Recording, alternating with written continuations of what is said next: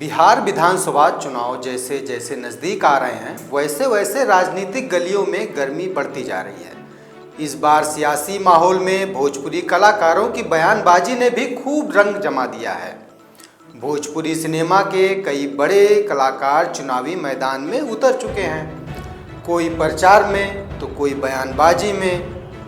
कहीं पवन सिंह अपनी बातों से चर्चा में हैं तो खेसारी लाल यादव युवाओं को जागरूक करने की बात कर रहे हैं। वहीं निरहुआ दिनेश लाल यादव भाजपा के पक्ष में खुलकर बोल रहे हैं। नमस्कार, मैं बबलू कुमार, आप देख रहे हैं भारत की बात।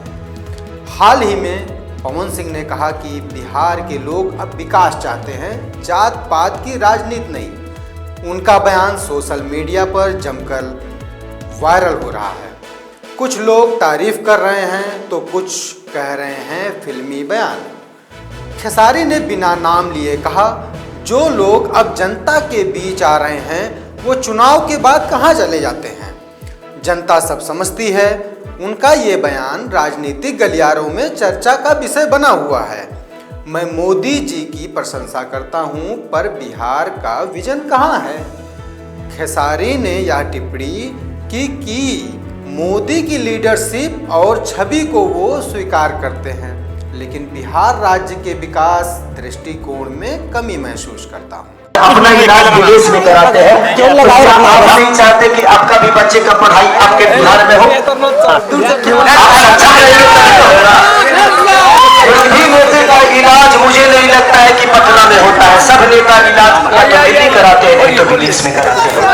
तो सोचिए कि जो नेता अपने लिए अपने इलाज के लिए बेहतर अस्पताल अपने बिहार में नहीं बनाए तो हमारे बच्चों के लिए बना पाएंगे।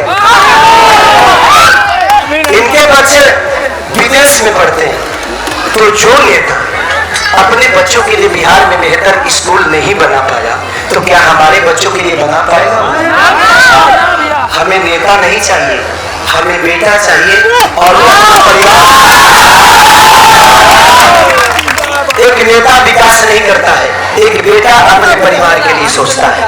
तो आप लोगों के लिए मैं बेटा बन के आया हूँ।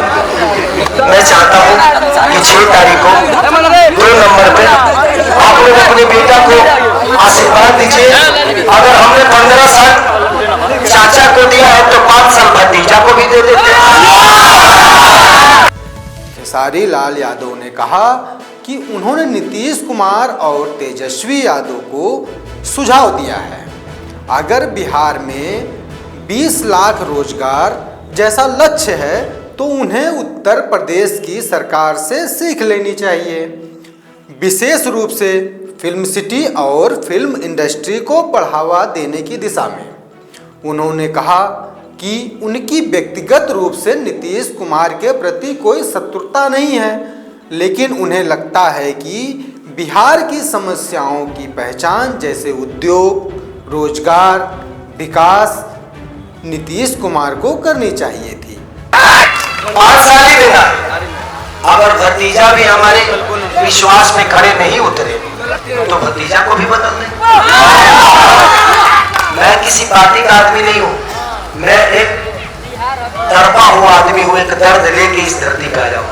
तेजस्वी भैया का विश्वास इस छोटे भाई पे है, मेरे चाचा का विश्वास है, गठबंधन का विश्वास है, हमारे मुकेश सहनी जी हो गए या राहुल गांधी जी हो गए, चाहे जितने भी उसमें कम्युनिस्ट पार्टी के लोग हैं, सबका विश्वास है कि सारे आज सोच रहे हैं चुनाव तो पूरा बिहार में हो रहा है, लेकिन पूरी मीडिया और पूरा दुनिया सिर्फ छापरा को ही देख रहा है।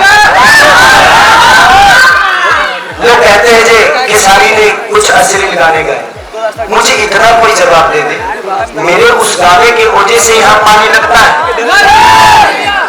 मेरे गाने की वजह से यहाँ अस्पताल खराब हुआ है, मेरे गाने की वजह से बच्चों की पढ़ाई प्रॉब्लम दी रही है, वो यूनिवर्सिटी जो बना है अभी तक बेहतर नहीं हुआ, क्या मेरे गाने की वजह से नहीं ना? इनको किसी को पूरा बनाना है अपने शब्दों के साथ, और इनको आप में किसी भी आप जितने भी नेता आते हैं ना भाजपा के, एनडीए के, आप उनसे इतने सवाल करिएगा, आप लालू जी के जंगल राज को छोड़ दीजिए, उनके बारे में मत बात करिए, आपने क्या किया है वो बताइए। अपने आप समझ में आ जाएगा कि उन्होंने क्या किया है। उनके पास जवाब नहीं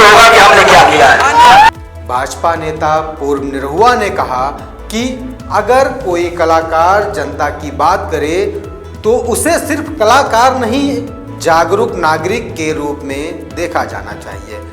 भोजपुरी अभिनेता और राजनेता रवि किशन ने 2025 बिहार विधानसभा चुनाव को लेकर कुछ विवादित बयान दिए हैं। हालांकि वह गोरखपुर से सांसद भी हैं। खेसारी लाल यादव को निशाना बनाते हुए उन्होंने कहा कि अगर छोटा भाई अधर्मी हुआ तो बाण चलेगा। जिस भोजपुरी इंडस्ट्री को हमने राष्ट्रीय पुरस्कार दिलाया, उनका हाल क्या हुआ? उन लोगों ने उसे बेच दिया।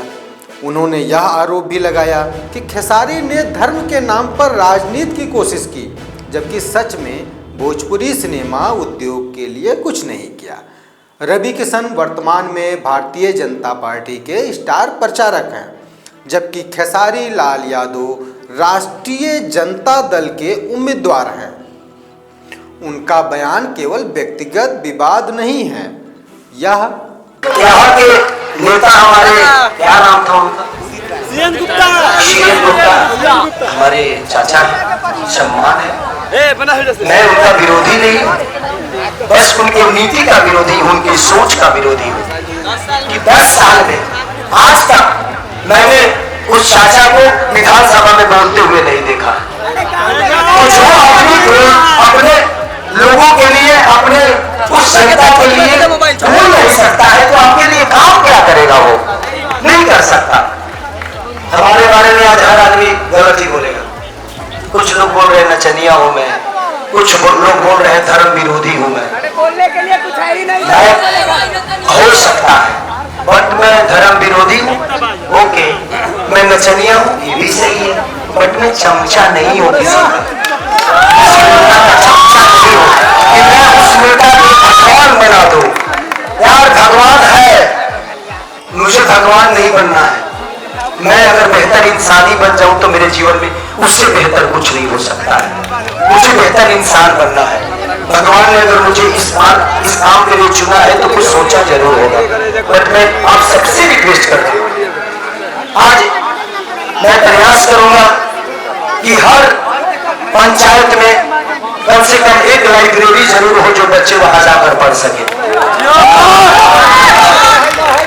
जो नहीं जा सकते हैं तो उनके लिए बेहतर कैसे हम यूनिवर्सिटी को बेहतर बना सकते हैं अपने हुनर से। जो 6 साल में पास आउट होते हैं बच्चे, उनको 3 साल में कैसे हम पास आउट कर सकते हैं उसकी सोचें। यह भोजपुरी फिल्म उद्योग धर्म, राजनीति और राज्य की सियासी स्थिति से जुड़ा हुआ है। इस तरह की बयानबाजी चुनावी माहौल को और गर्म कर रही है, जहां कलाकार सिर्फ फिल्म स्टार नहीं, राजनीतिक खिलाड़ी भी बनते जा रहे हैं। खेसारी जी कह रहे हैं 30 तारीख को मोदी जी आने वाले हैं छपरा में, उस पे आप क्या कहिए? मोदी जी आ रहे हैं, अच्छी बात है। आज तक तो नहीं आया, कम से कम खेसारी की वजह से छपरा में आते हैं। आम मतदाता कह रहे हैं कि कलाकारों के बयान सुनकर मजा तो आता है, लेकिन असली सवाल ये है, क्या ये बयानबाजी बिहार के असली मुद्दों रोजगार, शिक्षा और विकास को बदल पाएगी? भोजपुरी कलाकारों की जुबानी जंग से चुनावी माहौल और गर्म हो गया है। अब देखना यह है कि सियासत के इस मंच पर असली स्टार कौन बनता है, जनता के दिल में जगह कौन ले पाता है।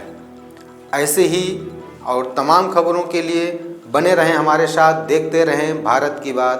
नमस्कार।